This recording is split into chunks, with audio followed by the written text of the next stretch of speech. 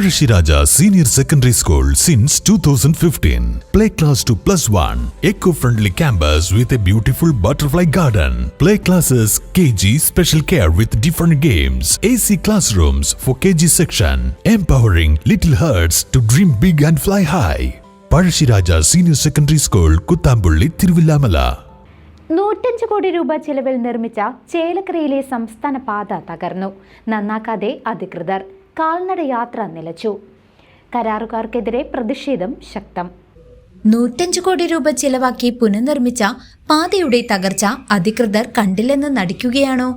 കാൽനട യാത്രികർക്ക് നടക്കാനൊരൽപ്പം ഇടമെങ്കിലും നൽകാമോ സാർ?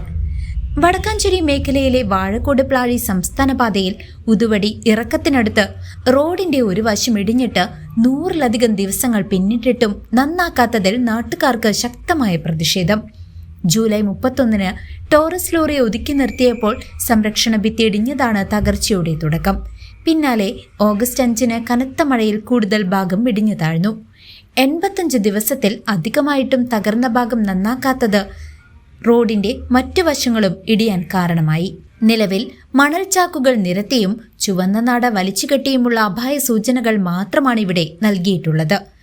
105.38 കോടി രൂപ ചിലവഴിച്ച് പുനർനിർമ്മിച്ച പാതയുടെ അറ്റകുറ്റപ്പണി നടത്താൻ ഉത്തരവാദിത്തപ്പെട്ട കരാറുകാരെ കൊണ്ട് തകരാർ പരിഹരിക്കാൻ ശ്രമിക്കാത്തതാണ് പ്രധാന പരാതിക്ക് കാരണം. MP ഉൾപ്പെടെയുള്ള ജനപ്രതിനിധികൾ പോലും നടപടിയെടുക്കുന്നില്ലെന്ന് നാട്ടുകാർ ആരോപിക്കുന്നു.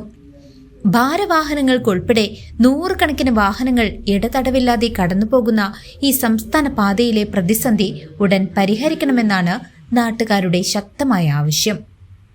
കാൽനട യാത്രികർക്ക് വഴി നടക്കാൻ അല്പമെങ്കിലും സ്ഥലം തരണമെന്നും മാത്രം ആവശ്യപ്പെട്ടുകൊണ്ട് സുമേഷ് അരയമ്പറമ്പിലിനോടൊപ്പം വിനോദ് നായർ.